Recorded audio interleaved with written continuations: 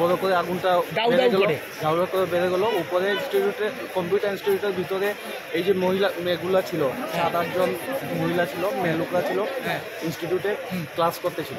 তারপর আমরা উপরে উঠে ওরা ছাদে দড়িয়ে সব ছাদে চলে গেছিল। ছাদ থেকে ওদেরকে রেস্কিউ করা হলো, আমরা সবাই মিলে রেস্কিউ করে একটা মেয়ে কিভাবে রেস্কিউ করলেন? মানে পাশের বিল্ডিং থেকে টিন দিয়ে আমরা একজন করে সব মেয়েদেরকে নামানো হয়েছে। তারপর আপনার উপর থেকে একটা মেয়ে ভয় পেয়ে দৌড়িয়ে নিচে বেসমেন্টে পড়ে গিয়েছে। আচ্ছা, না একটু সিরিয়াস অবস্থা, আমরা মেডিকেলে পাঠাচ্ছি এখনো।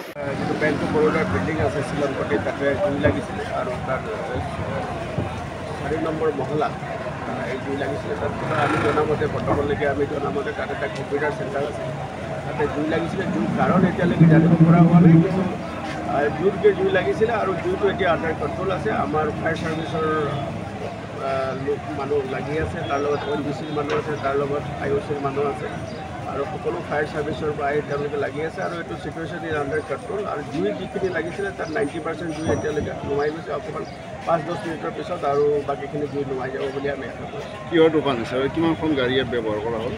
ইয়াত এতিয়ালৈকে আমি 7খন গাড়ী, ফায়াৰ ছাৰ্ভিচৰ 7খন গাড়ী, ONGC আৰু IOC সকলো মিলাই 7খন গাড়ী আমি ইয়াত ব্যৱহাৰ কৰিছোঁ আৰু পৰিস্থিতি সম্পূৰ্ণ নিয়ন্ত্ৰণ। এখন পৰিস্থিতি স্যাৰ আগুনেৰ পৰিস্থিতিৰ নিয়ন্ত্ৰণ হয়েছে নাকি? জুই প্ৰায় নিয়ন্ত্ৰণ 90% জুই আমাৰ নুমাই গৈছে, অলপ বাকী আছে, তাতে আমাৰ মানুহ কাম কৰি আছে। এতিয়া সোনকালে এইটো নুমাই যাব। কত কি মানে স্যাৰ? এইটো এতিয়ালৈ ক'বলৈ, এইটো এছেছমেণ্ট কৰাৰ পাছতে আমাৰ ফায়াৰ ছাৰ্ভিচৰ যি মানুহ আছে তেওঁলোকে এছেছমেণ্ট কৰিব, তেতিয়াহে গম পাব।